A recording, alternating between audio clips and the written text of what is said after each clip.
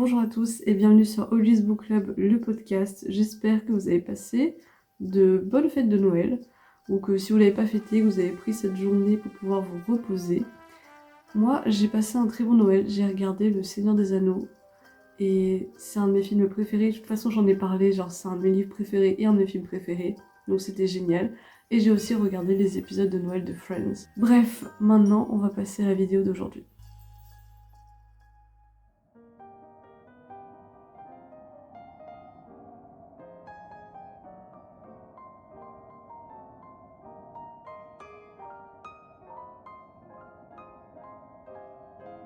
Aujourd'hui, on va préparer ma reading list de 2026. Je vais commencer par faire un peu un retour sur mon année 2025 en livre. Je pense que vous l'avez vu, j'ai posté quand même à peu près 40 épisodes sur le podcast. Mais en réalité, je lis un peu plus que ce que je vous montre. Là, comme vous pouvez le voir, je suis sur mon Goodreads. Et je pense que vous le remarquez dès le début, mon objectif de 2025 c'était 100 livres. Et je suis à 109, sachant que j'en ai encore 2 que j'ai pas terminé mais que je vais sûrement terminer avant la fin de l'année. En fait, j'ai toujours lu beaucoup de livres, beaucoup. Quand j'étais petite, c'était déjà le cas. Je sais que ma mère, des fois, elle les gardait. Elle me faisait lire un chapitre par nuit parce que sinon je finissais le livre trop rapidement. Mais il y a eu quand même un moment où ça a été plus important qu'à d'autres moments dans ma vie, notamment pendant le Covid. Je pense que je suis pas la seule à m'être réfugiée dans la lecture. Ça a été vraiment quelque chose de salvateur pour moi puisque j'en ai déjà un petit peu parlé, mais j'ai fait mon Covid seule, donc ça a été très difficile. J'avais ma Kindle, donc je lisais énormément, à peu près un livre par jour. Et c'était la première fois d'ailleurs que j'avais réussi à lire 100 livres à l'année. Et à partir de 2020, en 2021 je me suis dit on va continuer sur 100 livres, 2022 on continue, jusqu'à arriver en 2025 où je suis toujours sur 100 livres à l'année. Là, j'ai eu pas mal de choses qui se sont passées, j'ai fait des vidéos là-dessus sur mon anxiété, etc. Et j'ai plus envie de me fixer un objectif aussi grand. Je sais pas encore comment bien expliquer ça, mais j'avais envie d'en parler. En fait, c'est plus l'idée de se fixer un objectif et j'ai l'impression que ça nous conditionne un petit peu parce qu'on a envie de réussir, mais pourquoi on fait ce genre de choses? Et peut-être que les années précédentes, j'en avais un, c'était juste pour voir si je pouvais le refaire. Mais j'ai l'impression que maintenant en 2026, c'est plus trop ce que j'ai envie de ramener dans ma vie. Et pour moi, si on sait pas pourquoi on fait quelque chose, ça sert à rien. J'ai envie de changer un peu les choses. J'ai envie de ne plus aller sur 100 livres à l'année. Et en fait, ça me fait très bizarre parce que j'ai l'impression que je suis en train de vous dire un truc super solennel, alors qu'en soi, c'est juste, je change mon objectif de lecture et je vais en mettre 40. Et peut-être que vous allez regarder cette vidéo, vous allez dire, mais qu'est-ce qu'elle est en train de raconter? 40 livres, c'est toujours beaucoup. Mais pour moi, c'est encore plus profond que je suis arrivée à un stade où je fais la paix avec cette Audrey compétitrice qui a envie de tout réussir, de tout faire, de se donner encore plus d'objectifs et de se dire, c'est aussi très cool de prendre son temps et de peut-être pas lire autant de livres, mais d'apprécier plus tes choix de lecture. En fait, ce que j'essaie de dire, c'est que la Audrey de 2020 à 2025, elle essaie de prouver qu'elle pouvait faire des choses, qu'elle se devait de le faire parce qu'elle pouvait, parce qu'elle avait la capacité de pouvoir lire autant, parce qu'elle était jeune. Je pense que j'ai vraiment un gros souci au niveau de mon ambition des fois. Et là, je suis plus dans un côté, j'ai envie d'apprécier mes lectures, j'ai envie d'apprécier mon temps avec mes proches, j'ai envie aussi de me relaxer. Et ça vaut pour tout. Voilà, c'est pour ça aussi que j'étais passée à une vidéo par semaine sur cette chaîne et pas à 2, parce que franchement, filmer 2 vidéos, trouver des idées, lire des livres assez rapidement et monter, ça prenait tout mon temps, ce qui faisait que je passais moins de temps avec mes proches. Tout ça pour dire qu'en 2026, je vais me mettre un objectif de 40 livres. Je pense sincèrement le dépasser, mais je me dis que si je le dépasse, ce sera pas dans le but de le dépasser, ce sera pas en mode j'ai envie de faire plus. C'est juste, en fait, je sais pas, peut-être que j'aurais été surprise et j'aurais trouvé plein de livres cool.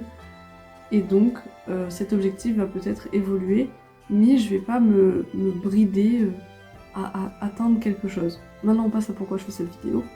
En général, je fais toujours mes reading list de l'année d'après avec Goodreads. Et c'est toujours ce que je vais faire. Sauf que en 2025, j'avais déjà fait cette vidéo et j'avais fait une reading list. Vous pouvez le voir de toute façon, en fait, si vous me suivez sur Goodreads aussi, là vous regardez, vous allez voir que j'ai plusieurs étagères.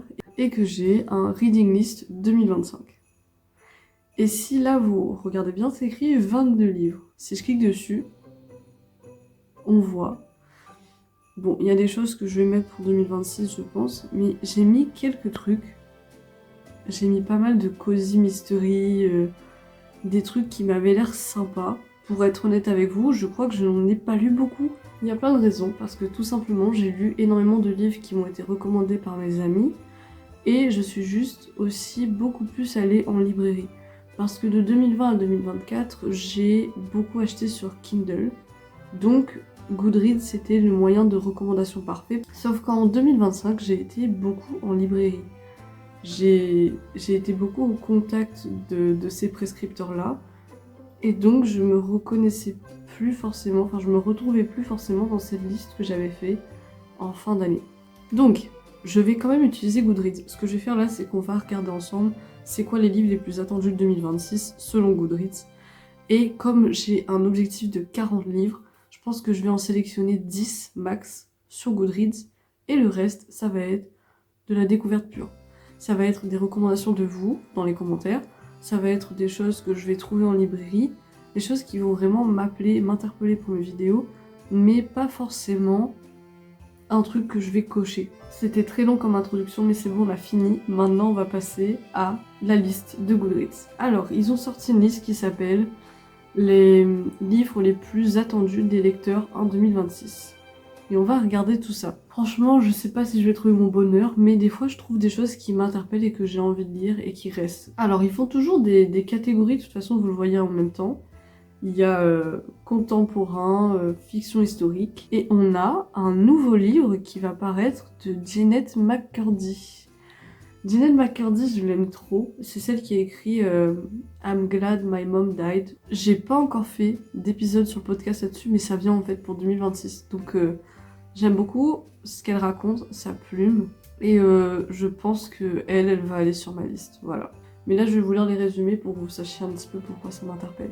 En gros, dans ce livre, on suit un jeune garçon qui a 17 ans, qui est au lycée, et qui tombe amoureux de sa prof d'écriture créative. Mais on ne sait pas si c'est vraiment de l'amour. Moi, j'ai envie de le lire parce que je sais qu'elle touche souvent à des sujets qui interpellent dans cette société, des trucs un peu tabous. Je vais le lire, mais pour l'instant, la première pensée que j'ai, c'est Macron et Brigitte Macron. Voilà, c'est pas fou, mais je vais le laisser sur ma liste. En fait, ce qui est compliqué, c'est que je le lis en anglais, que j'essaie de le remettre en français, et que du coup, ça fait pas de sens dans ma tête. Bah là, quand je regarde, il n'y a pas grand-chose qui m'interpelle pour l'instant. En fait, le truc, c'est que dans tout ce qui est contemporain, souvent, ça va traverser des sujets comme la mémoire, ou des violences, ou des traumatismes, et je sais pas si j'ai envie forcément de lire beaucoup de choses comme ça en 2026. Je voudrais découvrir un nouveau genre. Je me suis pas encore settle sur un genre, mais j'ai envie de lire quelque chose qui est un peu hors de ce que j'ai l'habitude de lire pour pouvoir me challenger, et aussi peut-être pour pouvoir découvrir d'autres choses, tout simplement, parce que des fois je suis trop centrée sur un seul genre. Et l'autre chose que je voudrais faire, ce serait de lire un peu plus de choses, young adulte on va dire. Je sais pas si j'en parlerai forcément sur le podcast, mais là j'ai fêté les fêtes, et j'ai été avec ma famille, et j'ai beaucoup joué avec ma petite cousine, et on a joué au Barbie, on a joué à plein de jeux de société, et je sais pas, il y a une partie de moi qui a envie de replonger dans ces histoires qui avaient pas forcément de grandes prétentions, mais qui nous faisaient ressentir des choses. Ok, là il y en a un qui m'intéresse, donc c'est Love by the Book de Jessica George. Les adultes vont dire, c'est dur de se faire de nouveaux amis, surtout quand on est adulte. Donc c'est un livre avec deux points de vue sur l'histoire de deux femmes qui vont créer une amitié profonde lorsqu'elles vont se rencontrer dans une librairie. Ça me tente, ça c'est bien, ça j'aime bien. Donc je veux le lire. Donc là ça fait 2 déjà. Ok, il y en a un autre là qui m'intéresse beaucoup, c'est Enormous Wings de Laurie Frankel. Donc, Pepper Mills a 77 ans. Elle a envie de faire en sorte de vivre la meilleure vie qu'elle a dans sa maison de retraite. Mais après quelque chose d'assez compliqué, elle est enceinte. C'est très intéressant l'idée de parler de la femme et de la vieillesse, de cette horloge biologique et tout, j'aime bien. À lire. Bon, on a encore plein de trucs, mais si je veux m'en sortir, il faut que je passe à une autre catégorie. Sinon, je vais mettre que de la littérature contemporaine dans ma liste. Bon, mystery et thriller, je vais pas vous mentir, je suis pas beaucoup thriller. Ok, j'ai dit que je voulais découvrir un nouveau genre, mais c'est pas un genre qui m'appelle beaucoup. Donc là, je zappe un peu vite, mais vous pouvez retrouver la liste sur Goodreads si jamais vous êtes intéressé. Fantasy. Fantasy, par contre, ça me parle un peu plus, même si je crois que j'en ai pas tellement lu cette année. J'ai remarqué, je sais pas si vous l'avez remarqué aussi, mais ces derniers temps, on a énormément d'auteurs chinois qui sont enfin reconnus pour leurs plumes et pour leur talent au niveau de la fantasy parce qu'ils se basent beaucoup sur la mythologie chinoise et je trouve ça génial. C'est souvent un truc avec les dynasties, je sais pas, ça me passionne. Là c'est un truc sur les dynasties, mais il y a un système de magie basé sur la poésie et la poésie chinoise c'est quelque chose que j'adore. Je veux le lire, je sais pas à combien on est là sur la liste. Là c'est sur une bibliothèque mais il a l'air assez cool. À travers une porte secrète de la bibliothèque publique de Boston, une jeune femme trouve une collection de livres qui transporte littéralement le lecteur dans le monde fictif. Et en fait, elle va traverser des trucs comme Jane Eyre, Sherlock Holmes et tout. Ça a l'air sympa. Ça a l'air sympa, ça je veux bien le lire. Ensuite, on a Ever Fawcett. Ever Fawcett, elle a écrit la série de Emily Wilde et l'encyclopédie des trucs magiques. Je sais plus c'est quoi le nom, mais je mettrai le livre de toute façon.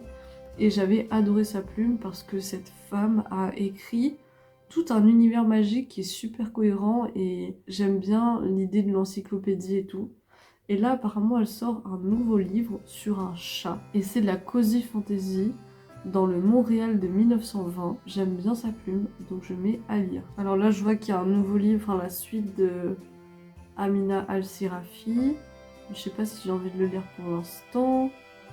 On a encore Lake Bardugo qui sort un nouveau livre. J'ai l'impression que Lake Bardugo sort des livres chaque année. En science-fiction, là il y en a un qui m'intéresse, c'est The Radiant Dark de Alexandra Oliva. Le plot il est classique, c'est une famille qui accidentellement va avoir contact avec une intelligence extraterrestre. J'aime bien l'idée. À lire. Fondali, elle sort un livre. Ok, science-fiction c'était très court. Ensuite on a de l'horreur. Là je suis désolée, je vais passer rapidement parce que c'est pas un genre que j'aime bien. Mais il y a pas mal de choses. Et ensuite on a de la romance. Je suis pas sûre de vouloir me remettre dans de la romance cette année, mais je regarde un petit peu. Donc on a Carly Fortune. On a Abby Jimenez qui sort un livre cette année. Ok, ensuite on a de la romantaisie. En fait, je crois que je me retrouve plus trop dans les genres aussi. Romantaisie, bon, pas fan de la romantaisie parce que souvent il y a beaucoup de smut et j'ai du mal avec le smut. Allez, Young Adult. Young Adult, ça me parle, je vous ai dit, j'avais envie de retourner un peu en enfance, voilà. Est-ce que c'est le syndrome de Peter Pan? I don't know, mais ça m'intéresse. Je vois déjà un livre que j'ai envie de lire. Il y a Heartstopper, les amis. Heartstopper volume 6, je sais pas si vous avez été dans le Haussmann-verse, donc c'est tous les livres qui ont été écrits par Alice Haussmann, mais Alice Haussmann a sauvé ma vie pendant le Covid. J'adore sa plume, j'adore son univers, j'adore tous les personnages, et Heartstopper c'est vraiment mon graphic novel réconfort, surtout le tome 3 quand ils sont à Paris. Et là il y a le tome 6 qui sort en juillet. Bah oui, je veux le lire. Alors là, il y a un livre qui est intéressant et c'est dans la non-fiction. Ça s'appelle One Aladdin, Two Lamps. Comment la fiction et la créativité peuvent nous sauver en tant qu'individus et sauver une civilisation. J'adore. J'adore. En plus, elle repasse par les contes de Mille et une nuits. Ça a l'air très très cool. Bon, il y a beaucoup de choses sur l'Amérique en ce moment, enfin les États-Unis, les problèmes de démocratie. Là, il y a un livre qui s'appelle Un mémoire sur apprendre à lire avec TikTok. Ça, j'aime bien. Ça m'intéresse pour le podcast, ça peut être super cool. Parce que pareil, 2020, c'était mon TikTok Prime. J'ai découvert beaucoup d'auteurs comme ça, donc j'aime bien les choses comme ça. Alors, vous savez quoi? J'ai sélectionné pile poil 10 livres. C'est dingue, je suis très contente. Les 10 livres qu'on a, ça va être des choses sur l'amour, sur l'amitié, sur le corps de la femme, on a un peu de magie, des chats, de l'histoire un peu chinoise, mais version fantasy. Alors, on se retrouve dans des livres qui me plaisent et que j'ai vraiment envie de lire et j'espère pouvoir lire. Comme ces livres ont des dates de parution qui diffèrent, certains sont en janvier, d'autres en juillet. Entre-temps, vous savez bien, je vais lire d'autres choses et ça va être en librairie. En plus, on a la rentrée littéraire là de janvier et je me suis pas encore plongée dans la liste de livres qui sortent, mais je pense trouver mon bonheur à travers toutes ces sorties. Vous avez vu un petit peu mon processus, donc là j'ai choisi 10 livres sur Goodreads. Ces livres-là, je vais les lire sur Kindle. J'espère sincèrement que la Audrey de 2026 va se rappeler de cette vidéo et qu'elle ne va pas se mettre trop la pression par rapport à sa lecture et prendre son temps. Et je sais pas si cette vidéo va vous parler à vous aussi, mais vous voyez un petit peu mon processus. Peut-être que j'essaierai de faire des plans quand je sélectionne des livres en librairie aussi. Ça m'arrive de faire beaucoup de photos, mais je pense pas forcément à faire des vidéos. Mais je voudrais bien vous montrer un peu comment je choisis mes livres une fois que je suis en librairie. C'était donc la dernière vidéo de cette année. J'espère qu'elle vous a plu. J'espère que toutes ces vidéos que j'ai pu poster depuis le début de l'année 2025 ont pu vous plaire. Je pense que oui, quand même, il y a certaines qui vous ont plu. Mais j'espère que vous avez pu découvrir des lectures, que vous-même, si vous avez un processus pour choisir vos livres de l'année, n'hésitez pas à me le dire en commentaire, j'aime bien savoir comment vous faites pour planifier vos listes. Est-ce que vous planifiez même? Est-ce que vous réfléchissez à l'avance à ce que vous allez lire? Ou est-ce que vous prenez juste des livres qui vous viennent comme ça? Je reviens en janvier pour de nouvelles vidéos. Je vous avoue que je ne sais pas encore si je commence directement la première semaine de janvier. Ça va dépendre de mon niveau de fatigue, parce que le montage c'est long. Mais c'est sûr qu'on reprend en janvier. Et j'ai très hâte. Et je vous souhaite à tous une bonne fin d'année 2025. Et on se retrouve en 2026.